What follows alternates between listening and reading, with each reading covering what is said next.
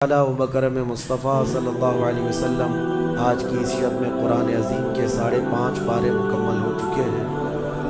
اللہ عز و جل بقیہ قرآن عظیم کو صحیح تجوید سے پڑھنے اور آپ سب کو سماعت کرنے کی توفیق عطا فرمائے۔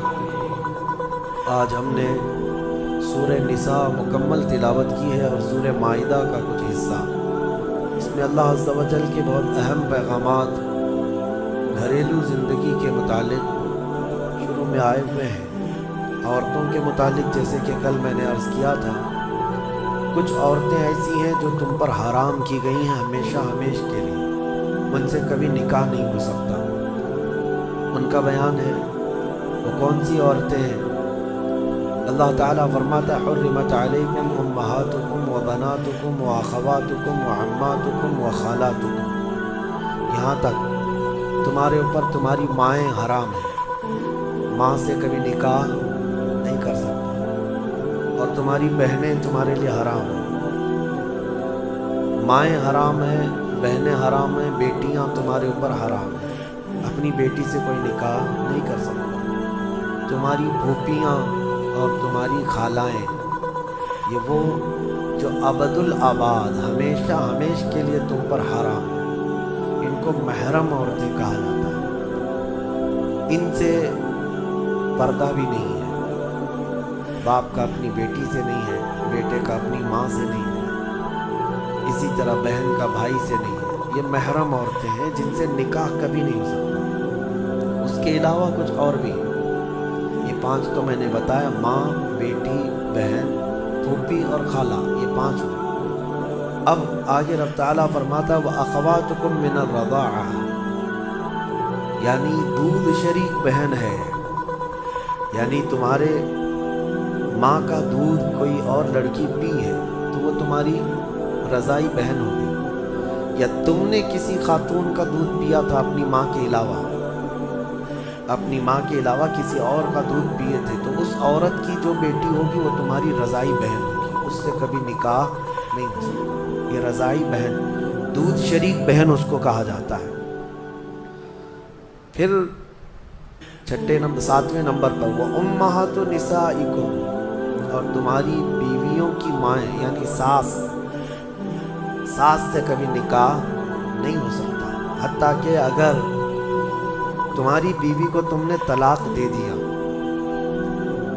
دیا ختم ہو گئی، یا پھر انتقال بھی ہو گیا بیوی کا، تب بھی اس بیوی کی ماں سے کبھی نکاح تمہارا جائز نہیں ہے، وہ ماں کے درجے میں ہوگی، کیونکہ ماں اور بیٹی کو نکاح میں جمع کرنا جائز نہیں ہے۔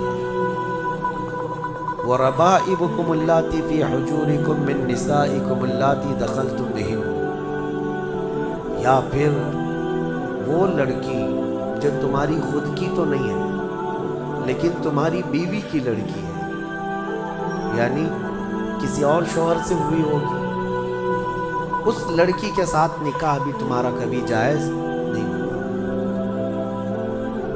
اور پھر آگے 2 بہنوں کا ایک نکاح میں جمع کرنا، یہ بھی سخت حرام ہے، یعنی ایک عورت سے نکاح کیا تھا اور اسی عورت کی بہن سے دوبارہ ایک ہی نکاح میں شریک کر لیا، زندگی دونوں بہنوں کے ساتھ گزار رہا ہے، تو وہ سخت گناہ کبیرہ میں مبتلا ہے، حرام ہے، زنا ہے، نکاح ہوگا ہی نہیں، نکاح نہیں ہوگا۔ دوسری بہن کے ساتھ جو اس نے نکاح کیا وہ نکاح منعقد ہی نہیں ہوا، اس نے اس کے ساتھ زنا کیا۔ تو یہ عورتیں ذہن میں رہیں۔ بعض لوگ پھر ہم سے یہ بھی سوال کرتے ہیں، چاچا کی بیٹی سے، ماموں کی بیٹی سے، پھوپھی کی بیٹی سے نکاح جائز ہے یا نہیں؟ تو ہندوؤں کے ہاں کچھ چیزیں اس طرح کی مانی جاتی ہیں کہ ان کے ہاں چاچا کی بیٹی سے نکاح نہیں ہوتا، لیکن اسلام میں ایسا نہیں ہے۔ صرف تمہاری سگی بہن سے نکاح جائز نہیں، باقی جو تمہارے کزنس ہیں، یعنی چاچا کی بیٹی، پھوپھی کی بیٹی، ماموں کی بیٹی، خالہ کی بیٹی، ان سب سے نکاح جائز ہے، ان سب سے نکاح جائز ہے۔ بسا اوقات ایسا بھی ہوتا ہے، میں آپ کو بتاؤں، مثال کے طور پر تمہارے ماموں کی نواسی ہے، آپ کے ماموں کی نواسی ہے، یعنی آپ کے ماموں کی بیٹی، वैसे देखा जाए तो रिश्ते में तुम्हारी क्या लगती है, वो भांजी, रिश्ते में तुम्हारी भांजी लगती है।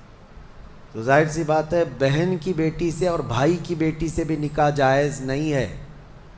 सगी भांजी और सगी भतीजी से निकाह जायज़ नहीं। लेकिन अगर इस तरह मामू की बेटी भांजी लग रही, उससे निकाह जायज़ है। इसी तरह फूफी की नवासी या पोती है, उससे भी तुम्हारा निकाह जायज़ है। वो सगी भांजी या सगी भतीजी नहीं है। तो ये अहकाम मुसलमानों को याद होना चाहिए कि कौन सी औरतें तुम्हारे लिए हलाल हैं और कौन सी औरतें तुम्हारे लिए हराम हैं। अब इनके अलावा जो औरतें मैंने बताया, यहाँ जो औरतें मैंने बताया, इन औरतों के अलावा जितनी भी औरतें हैं जिनसे निकाह तुम्हारा जायज़ है, उनसे पर्दा भी वाजिब है। ये बात याद रख लें। जिससे तुम्हारा निकाह हो सकता है उससे तुम्हारा पर्दा करना भी वाजिब है। ये हमेशा जहन में रहे। महरम औरतों से सिर्फ पर्दा नहीं है, बाकी गैर महरम जितनी भी औरतें हैं, तुम्हारी चाचा की बेटियां, तुम्हारी फूफी की बेटियां, तुम्हारे मामू और खाला की बेटियां, जिनसे तुम्हारा निकाह जायज़ है, उनसे पर्दा भी ज़रूरी है। पर्दा ज़रूरी है।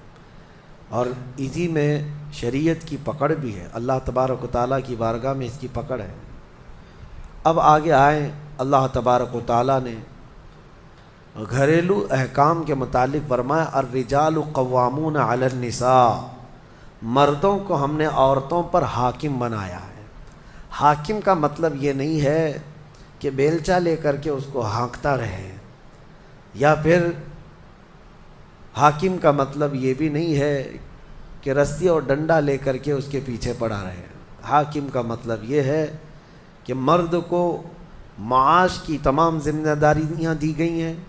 घर चलाना, घर का ख़र्चा लाना, ये मर्द की ज़िम्मेदारी है। और घर गृहस्थी जो अंदर के मामलात संभालना, ये औरत के काम है। अगरचे आज ज़माने में बदल गया, कुछ मर्द घर में बैठे हैं और औरतें काम पे हैं।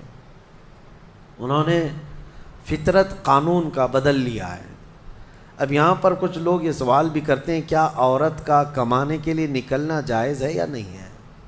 इस सिलसिले में मैं आपको बता दूँ, औरत अगर शरीयत की पाबंदियाँ करती है और हुदूद शरअ में रह कर के कोई जॉब उसको लगती है या कोई काम करती है, तो बिल्कुल उसके लिए जायज़ है, कोई हरज नहीं।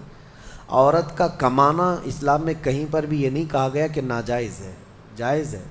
लेकिन उसके शरीयत के जो तकाज़े हैं अगर वो पूरा कर सकती है तो दोनों को साथ में लेकर के चलना चाहे तो चल सकती है। लेकिन अल्लाह ने जो कुरान में फरमाया, मर्दों को औरतों पर हाकिम बनाया गया, मर्दों को औरतों पर हाकिम बनाया गया। और इसी से आपको ये समझ में आ जाना चाहिए कि आपके लिए नानो